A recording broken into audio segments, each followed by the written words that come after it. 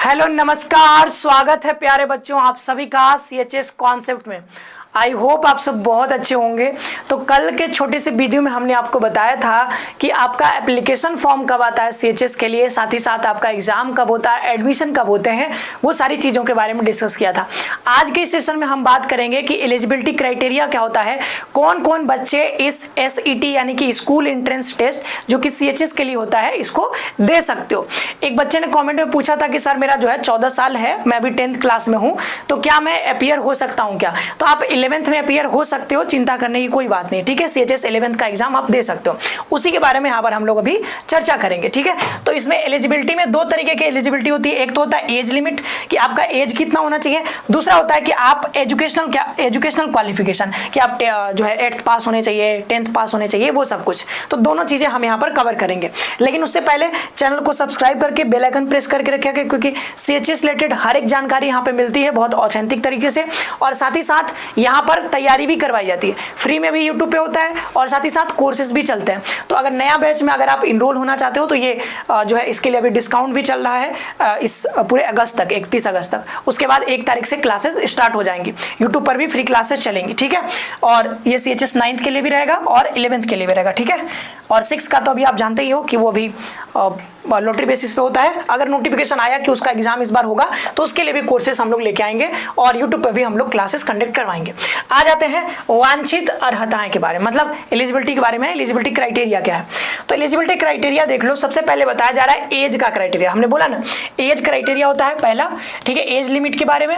और दूसरा होता है आपका क्या, एजुकेशनल, कि आप कितना पढ़े हो, ठीक है, किस क्लास तक पढ़े होने चाहिए।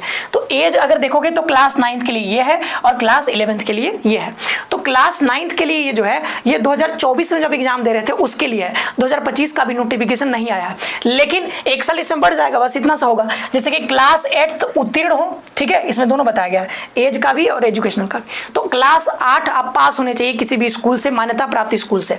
अगर आप पास हो क्लास 8 और साथ ही साथ 31 मार्च 2024 को आपकी आयु 13 से 15, लेकिन अब देखो आप 2025 के लिए फॉर्म भरोगे तो 2025 में ये कितना हो जाएगा, 31 मार्च 2025। तो आप अपना एज जो है ना वो कैलकुलेट कर लेना कि 31 मार्च 2025 को आपका एज 13 से 15 के बीच होना चाहिए, ठीक है।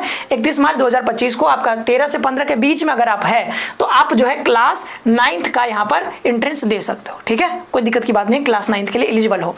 और आपकी जन्म तिथि बताया गया है कि आपकी जन्म तिथि 31/3/2009 से पहले, तो आप यहाँ पर एक बढ़ा लेना कि 31/3/2010 से पहले तथा 31/3, ठीक है, वही मार्च है, ठीक है, 31 मार्च 2012 ये हो जाएगा, ठीक है। तो 31 मार्च 2010 से पहले का नहीं होना चाहिए और 31 मार्च 2012 के बाद का नहीं होना चाहिए, यानी इसके बीच में अगर आपका है तो आप जो है एलिजिबल हो, क्लास 8th में आप दे सकते हो। अब क्लास 11th के लिए देखते हैं। तो वही बात है कि आप क्लास 10th पास होने चाहिए किसी भी मान्यता प्राप्त बोर्ड से, ठीक है। तो आप मान लो पास हो और 31 मार्च 2024 से अधिकतम आयु, ठीक है, 31 मार्च 2024 को आपकी अधिकतम यानी मैक्सिमम एज जो है वो 18 साल हो सकती है। अब देखो क्लास 11th के लिए इसमें मिनिमम एज नहीं बताया गया कि मिनिमम एज आपका 8 साल होना चाहिए, 10 साल होना चाहिए, 5 साल, कितना होना चाहिए, इसमें कुछ नहीं बताया गया। इसमें सिर्फ बताया गया कि मैक्सिमम एज यानी 18 साल से अगर आप ऊपर हो तो आप इस पेपर को नहीं दे सकते हो। तो इसमें मिनिमम एज का है नहीं, तो अगर आपका 14 साल है, 15 साल है, तब भी इसमें अपीयर हो सकते हो, कोई दिक्कत की बात नहीं है, क्योंकि मिनिमम एज का कोई क्राइटेरिया ही नहीं है, इसमें सिर्फ मैक्सिमम एज बताया गया है। तो 18 साल से कम है तो आप इसमें पेपर दे सकते हो। जन्म तिथि आपका 31/3/2007 कर लेना यहाँ पर, ठीक है। तो 31/3/2007 के पहले का नहीं होना चाहिए, बस इतना ध्यान देना, 31/3/2007 के पहले का नहीं होना चाहिए। साथ ही अभ्यर्थी जो है क्लास X जो है यानी कि 10वीं परीक्षा आपने पास की हुई है तो आप इसमें दे सकते हो।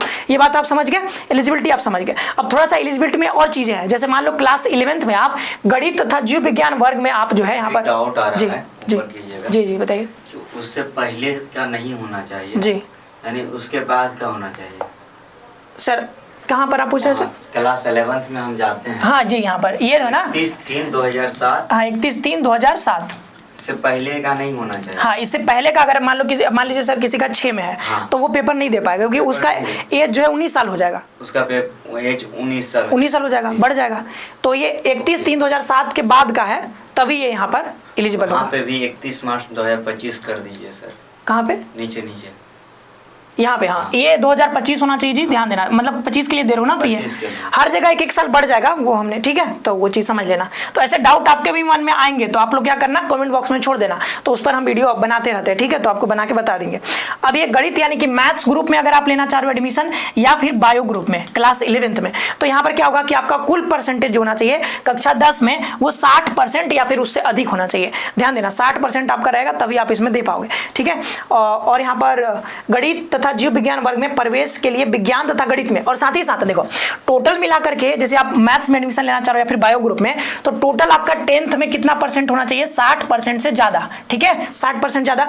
और साथ ही साथ मैथ का जो पेपर होता है और बायो का जो पेपर होता है, पेपर भी होता है ना जी, कि मैथ्स का पेपर एक होता है, बायोलॉजी का पेपर, तो उसमें जो है बायोलॉजी नहीं, इसमें जीव विज्ञान में, ठीक है, जीव विज्ञान दिया हुआ है, बट जीव विज्ञान तो अलग से होता नहीं, साइंस और मैथ होता मतलब यहाँ पे साइंस होगा, ये जीव विज्ञान दिया गया है बट यहाँ पे जीव विज्ञान नहीं होगा, यहाँ पर अच्छा विज्ञान लिखा हुआ है। तो मैथ्स में और साइंस में, ठीक है, साइंस में, तो मैथ्स और साइंस में आपका अलग अलग, जैसे कि मैं मैथ्स में मार्क्स देखूं तो 100 में से मेरे कितने होना चाहिए, 100 में से यहाँ पर 50% या 50 या उससे ज्यादा, मतलब मेरे मान लो 52 नंबर है तो मैं इसमें मैथ्स में ले सकता हूँ। मान लो साइंस में मेरे 55 नंबर है तो भी मैं यहाँ पर बायो में भी ले सकता हूँ, लेकिन अगर इससे कम है तो फिर आप एलिजिबल नहीं हो गए, ठीक है, ये चीज समझ में आ गई आपको।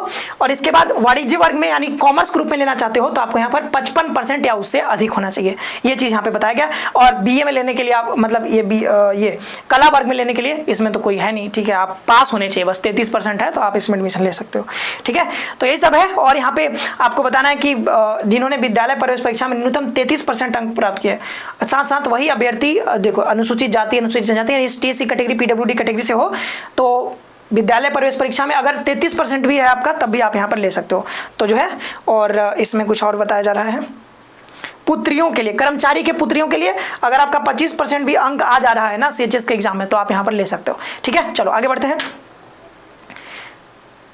ये मत समझना कि आपका 10th, अरे भाई ये गड़बड़ हो जाएगा, एक सेकंड फिर से डाउट आ जाएगा, समझ लो भाई, ये जो है ना ये SET एग्जाम के लिए है, जो आप एंट्रेंस दोगे उसमें अगर मान लो 300 का पेपर होता है तो 300 के पेपर में से अगर 33% से अगर 33% से अगर कम आ रहा है तो अगर आप ST SC हो तब भी आप इसमें एलिजिबल ही नहीं होगे, एडमिशन ही नहीं मिलेगा आपको, वैसे भी 33% में किसको एडमिशन मिलेगा, ठीक है। और अगर आपका 25% से कम आ रहा है तो भले आप एम्प्लॉय कोटा से हो, मतलब यहाँ पे कर्मचारी के पुत्री या फिर पुत्र हो तब भी आपको एडमिशन नहीं मिलेगा अगर SET के एग्जाम में आपका जो है 25% से कम आता है। तो कोशिश करना कि 33% से ज्यादा आपका नंबर है, ठीक है, इससे कम आएगा तो फिर आपको यहाँ पर मिलना मुश्किल हो जाएगा। तो ये SET के एग्जाम के लिए है, ये वाला जो नीचे वाला लिखा हुआ है, और जो परसेंटेज का है वो 10th की बात है, 10th या फिर 10th में कितना परसेंट होना चाहिए, ठीक है, वो चीज है। तो डाउट नहीं रहना चाहिए बिल्कुल, अगर कोई रह भी गया तो आप बताना। मिलते हैं नेक्स्ट सेशन में, आप सभी को बहुत बहुत धन्यवाद, और बताइएगा किस टॉपिक पे आपको वीडियो चाहिए CHS से रिलेटेड, उस पर हम आपको बताएंगे। धन्यवाद, खुश रहो बच्चों, मस्त रहो।